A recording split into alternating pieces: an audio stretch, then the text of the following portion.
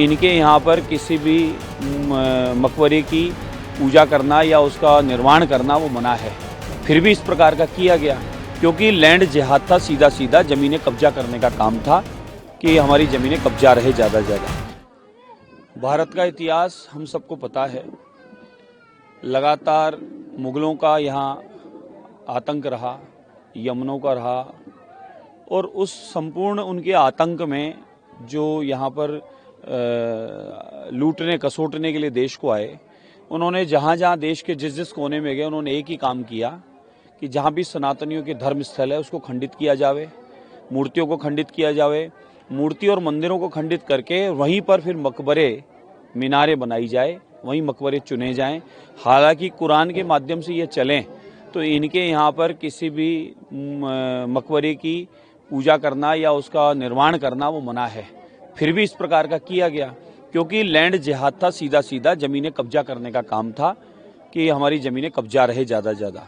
पूरे भारतवर्ष में प्राचीन जितने भी धर्म स्थल थे, अध्यात्म केंद्र थे, मठ मंदिर आश्रम थे, उन सबको मिटाने का काम इन मुग़लों ने किया। अब मुग़ल जा चुके हैं तो मुग़लों का, अंग्रेज़ों का भी अब अस्तित्व यहाँ रहना नहीं चाहिए। इसलिए अब पुनः प्राचीन स्थानों को जीर्णोद्धार कराने की आवश्यकता है। वहाँ जो मंदिर था वो बनने की आवश्यकता है, भले वह कुतुब मीनार हो, भले कृष्ण जन्मभूमि हो, भले वह हमारे अयोध्या मंदिर के बाद में अनगिनत जिन मंदिरों की चर्चा आई है वो अजमेर दरगाह की हो या फिर अभी एक और विषय आया है, तो इस प्रकार के कई स्थान हैं। और सिंबल की, और संबल में भी प्राचीन हरिहर मंदिर जो था उस पर ही इस प्रकार का मकबरा बनाया।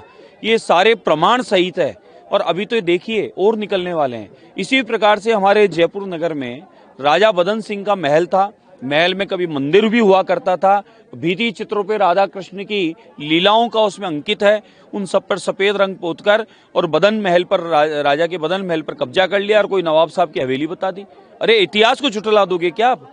राजा बदन सिंह जी सूरजमल राजा साहब के जाट राजा जो थे, उनकी रेजिमेंट के प्रथम वाहक थे, उन्हीं को पारितोषित करने के लिए वह जागीर दी गई, वहीं मंदिर वहीं महल बनाया गया, वहाँ फव्वारा इत्यादि सब कुछ है, उस पर अतिक्रमण कर लिया वक्फ बोर्ड के नाम पर।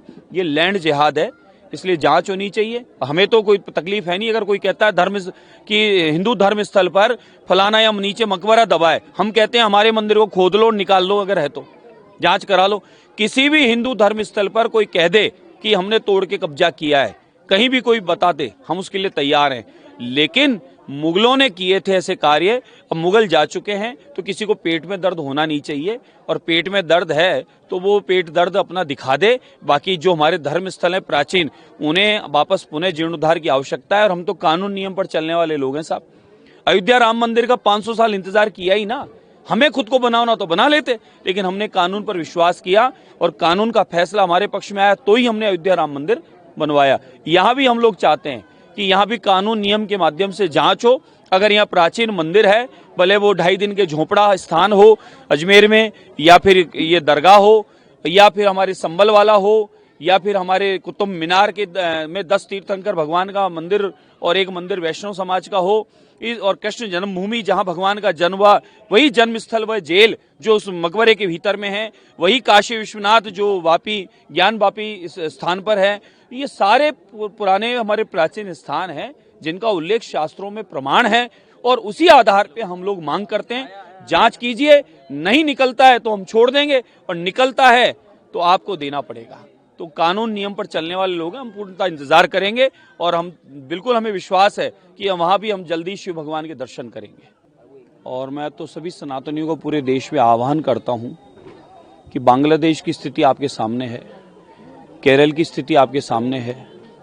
पिछली कुशासन जब कांग्रेस का राजस्थान में था तब उदयपुर की स्थिति आपके हमारे सामने थी, और कई जगह, भले मालपुरा क्षेत्र का मामला हो, कई जगह जब भारत में सनातनियों को इस प्रकार से चुन चुन कर नुकसान पहुंचाने का प्रयास किया जा रहा था, तो सनातनियों के लिए अब कौन सा स्थान सुरक्षित है ये देखने की बात है, और कौन सरकार उनके साथ है ये भी सोचने की बात है।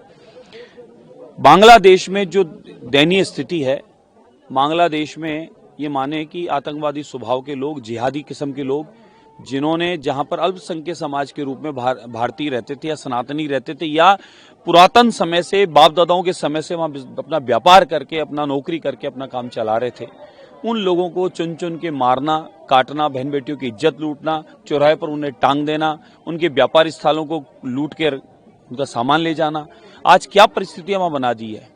तो मैं तो केंद्र सरकार से, मोदी सरकार से, अखिल भारतीय संघ समिति राजस्थान का अध्यक्ष होने के नाते, एक आम नागरिक होने के नाते अनुरोध निवेदन करता हूं कि बांग्लादेश पर ध्यान देने की आवश्यकता है। बांग्लादेश में सनातनी जो हमारे फंसे पड़े हैं उनको बचाने की आवश्यकता, उनको सुरक्षा उपलब्ध कराने की आवश्यकता है और हमें दखल देने से कहीं ना कहीं उनको बल मिलेगा और वो लोग बच पाएंगे। अन्यथा भारत में भी इस प्रकार के षड्यंत्रकारी कई जगह ऐसा माहौल बनाना चाह रहे हैं कि भारत में भी भारत के लोगों को कोई ना कोई नुकसान पहुंचाने का प्रयास कर रहे हैं। लेकिन अब सारे सनातनी संगठित रहें, जात पात ऊंच नीच सारे भेद भुलाकर सारे सनातनी संगठित रहें और सारे सनातनी ऐसी मजबूत सरकार, मजबूर व्यक्तित्व आदरणीय प्रधानमंत्री नरेंद्र मोदी जी के नेतृत्व में जिस प्रकार का विकास भी चल रहा है और सनातन भी चल रहा है और पूरी दुनिया में विश्व गुरु के रूप में पुनः भारत स्थापित भी हुआ है, उनके साथ खड़े रहें कंधे से कंधा मिलाकर, ताकि इस प्रकार के षड्यंत्रकारी हमारे यहाँ कोई भी ऐसी घटना करने की सोच भी नहीं सके, उससे पहले उनका इंतजाम हो जाए। तभी तो आतंकवाद समाप्त हुआ है यहाँ।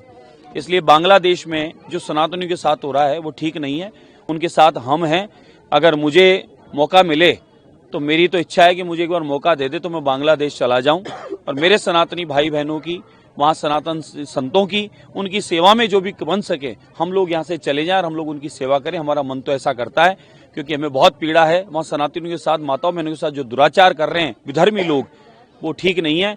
यहाँ ये सनातनी रहने वाले भारत के सनातनियों को वहाँ से ये शिक्षा लेने की आवश्यकता है कि वहां पर ये स्थितियां उत्पन्न कर दी, यहां पर ये विधर्मी स्थिति उत्पन्न कर दे, उसके लिए हम एक रहें, संगठित रहें और सनातन और तिरंगे के साथ खड़े रहें। बिल्कुल है, स्थितियां उत्पन्न ऐसी हुई थी, तभी इस पर विचार करना पड़ा और ये तो सबके लिए लाभकारी है, सबके लिए हितकारी है।